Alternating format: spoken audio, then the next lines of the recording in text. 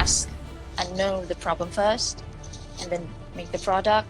What you're making, make sure it is something that is quite useful. It's our mission to go all around Indonesia to reach fish farmers, let them know, educate them, and convince them that this banu is the most efficient way for them to cultivate their fishes. Hello, how you doing? Hi, I'm very good. Thank you so much for inviting me for your Instagram Live. We are so very happy that you're willing to help us to reach more people through your channel. This is amazing, and you are based in Indonesia, correct? Yes, that is correct. Give my audience just a quick intro to who you are and why you're here. My name is Azalia Almoshafira, but you all can call me Sally for short, and I am the CEO of Banu. So, what is Banu actually? It's basically a tool to help fish farmers to cultivate their fishes more efficiently. Because, the problem in Indonesia especially is they still cultivate so very traditionally and inefficiently. And despite the many potential we have, it's still not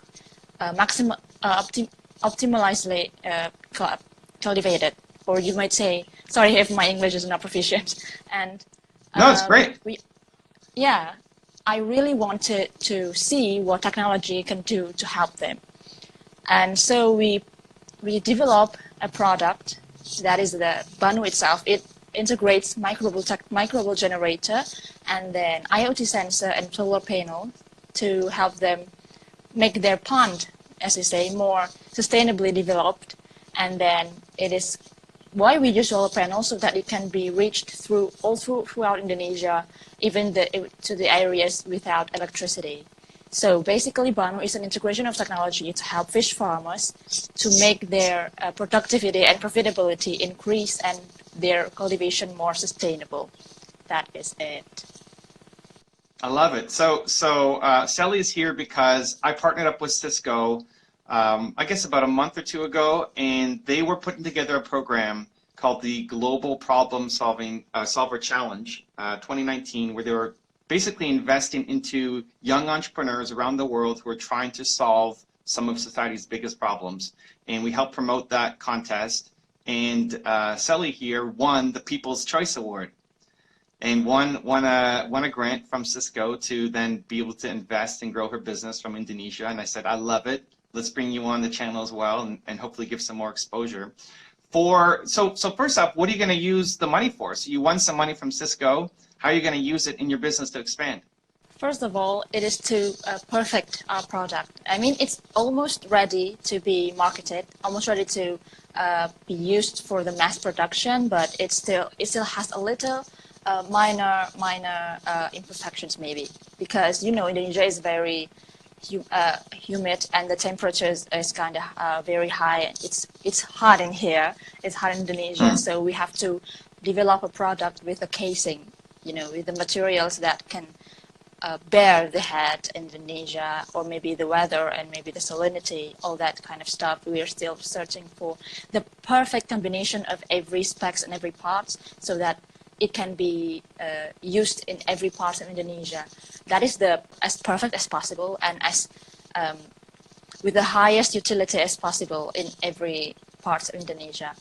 And we want to expand it by doing the market research, because no matter how perfect the product is, if the target market, the ones we want this product to be bought by, if they don't get what we're offering them, if they don't even know what we're offering them, it would be such a waste. So we want to reach them first.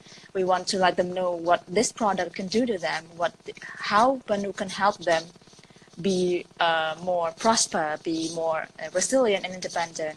So we want to, Indonesia is a very it's an archipelago, so we want to, maybe most of the price will go to the transportation and infrastructure for us to be able to go all around Indonesia. It's our mission to go all around Indonesia to reach these people, the fish farmers, let them know, educate them, and make them, convince them that this Banu is the most efficient way for them to cultivate their fishes.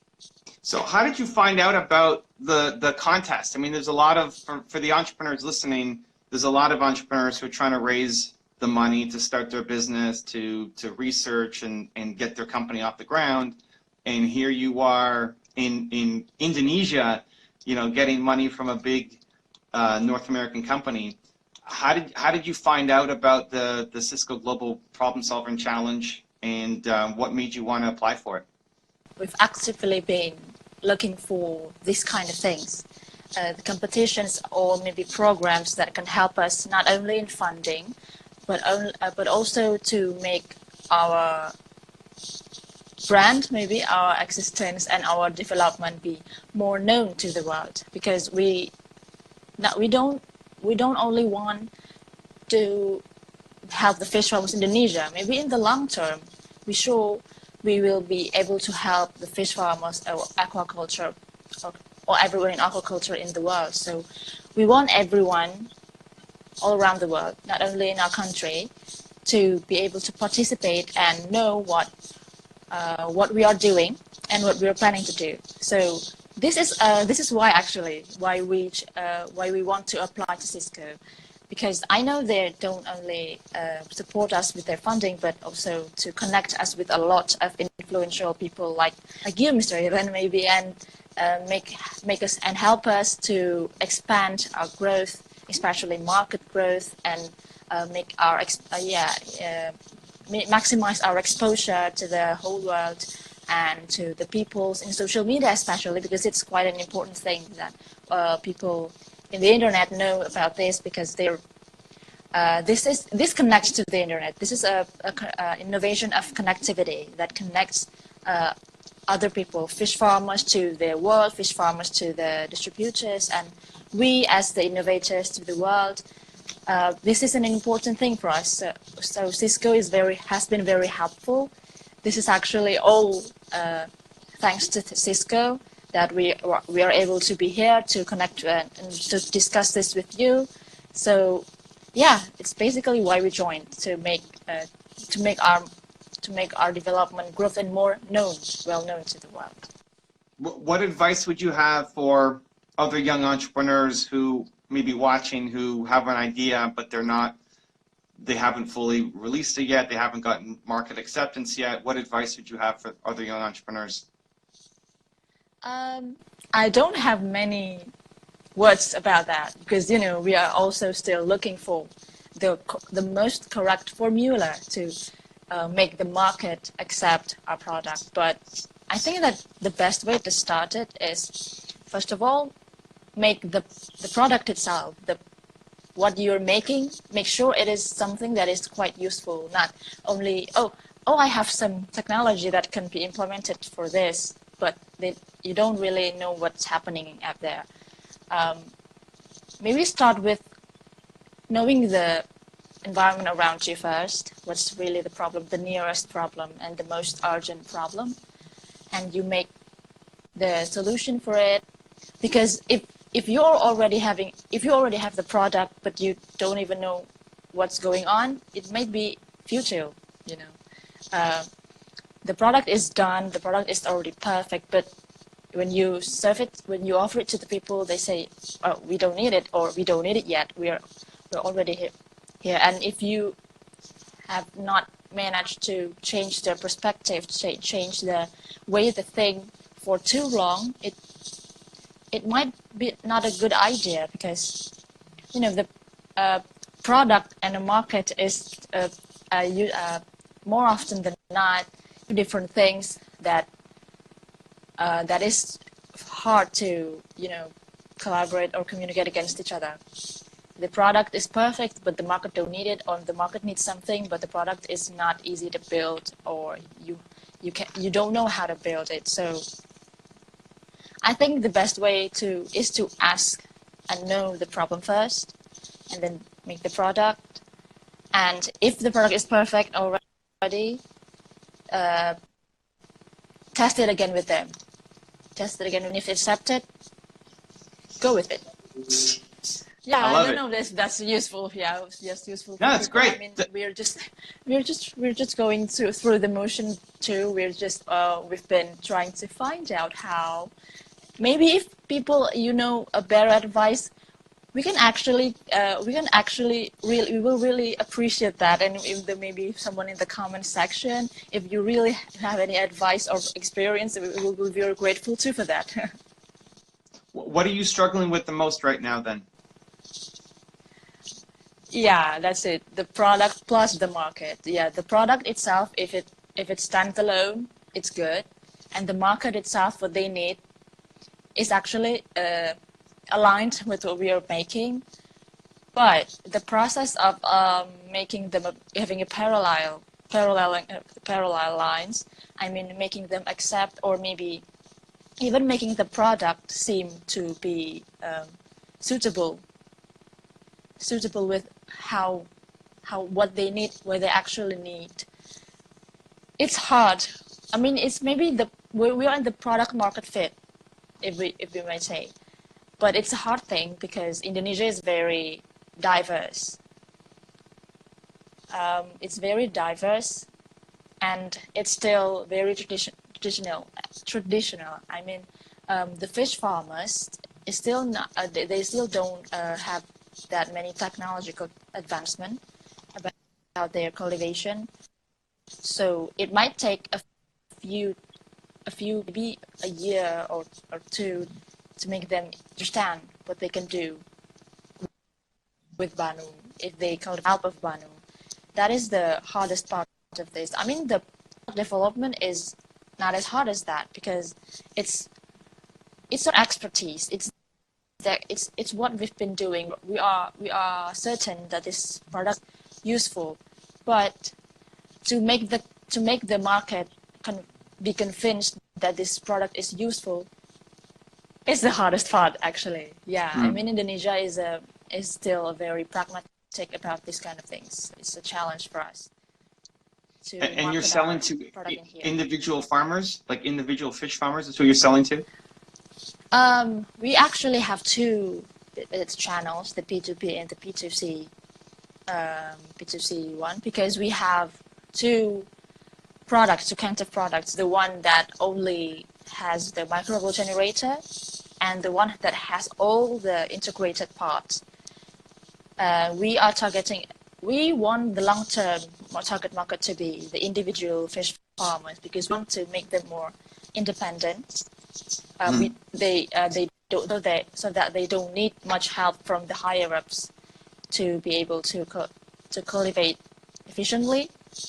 But maybe for a few years, 2-3 years, we want to focus on the agriculture companies, so that people from the higher ups can make Banu and make what Banu is spread out from top to the bottom. So business clients are usually a much better way to go at the beginning because they have bigger budgets, I think so. because they treat their business Yeah. like a business, because if it works, they'll roll it out, and you only have to have a couple conversations instead of one at a time, at a time, at a time, at a time. Dealing with rural farmers individually can be a hard, long road to be able to make enough money to actually build a business. So I think it's great how you're starting in the B2B. I think though one of the things that you're actually great at is being able to generate the story. So you're a startup company in the middle of Indonesia, and you're here talking to me. You've won the Cisco awards. I would think about how can you use the story of what you're doing to be able to raise international awareness for your cause. And maybe it's even if people start to know, like before knowing you, I didn't even know that this was a problem in Indonesia. I didn't know that there was a simple solution, that by putting micro bubbles in, that actually helps the fish, right? It's just something that we in North America don't think about. There aren't that many fish farmers here. It's just not part of our discussion. But your story is very interesting, and you might even be able to, if you raise awareness around the story, even get some companies to sponsor the product for the individual fish farmers. I would highly recommend that you go all in on B2B, both for your market, but also international. So can you enter more competitions? Can you spread the word to more big companies? You already got Cisco's, you got a giant company in Cisco, you got an influencer like me paying attention to you. How can you now tell the story better and more continuously to an international audience to then say, hey, it costs X amount of dollars to put one of our products, one of our BANU systems into a fish farmer's pond, and that leads to X. That leads to job creation, that leads to healthier fish, that leads to faster turnover, that leads to a healthier population. Tell the story, you're great at it. And then get a company to sponsor that. So a company will sponsor 100 different farmers to have BANU installed. So you're not actually, the farmers aren't paying you because they probably don't have enough money to actually pay you what you're worth, but the big companies will. So the local big companies in Indonesia will pay because they see a fit, because it's making their business more efficient, because they are, you know, turning over their fish faster and making more money. That's an easy business case for them, which you should definitely do. But I think the international story is more around the individual farmers. Somebody here, I was just saying thank you for the advice. Awesome. You know, somebody here doesn't care about a big corporation in Indonesia taking off and doing well, but they would care more about the individual farmers. And so going in, I saw your for the Cisco competition, you had a demo video. I saw that, and you showed some of the farmers, and you put kind of subtitles. Continue to do that. Continue to storytell. Continue to look for competitions and opportunities to people to reach out to tell your story. And I would put together some kind of package, like how much does it cost to install a BANU system in 10 communities for 10 farmers or 25 farmers or 50 farmers or 100 farmers. What does that cost? And then you pitch those packages. And what you're doing is giving people a story to tell, right? Cisco picked you, or the people picked you, right? You enter this giant competition, you're giving away all this money. The people picked you because of your story.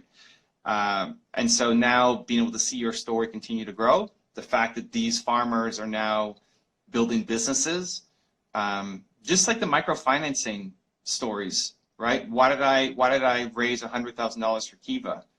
Because I like the stories. Because I'm not investing in any of these businesses, but I like the stories. I want to feel like I'm a part of something. And so I don't know how much it costs to get your system set up. I don't know if it's $100 or $1,000 or $10,000, but whatever it is, laying out that cost to say I want you to sponsor 10 farmers or 100 farmers in Indonesia to install their systems and improve their farms, and we're going to follow their journey. And then big corporation here in North America has a story to tell, to say, look at what we're doing. Look at how we're investing in technology around the world, right? I think that's a great opportunity for you because you're able to tell your story and get international attention. So those would be the two markets that I would go after. Anyway, if you guys want to find out more, their company is BANU, so it's BANOO. They're on Instagram. I think they have a website, but you can look them up. Thank you guys so much for the love, and I hope whatever you do today, you're going to make it count too. If you want to spend some one-on-one time with me, I have a special offer happening right now. Go check out the website right next to me. Continue to believe, and I'll see you there.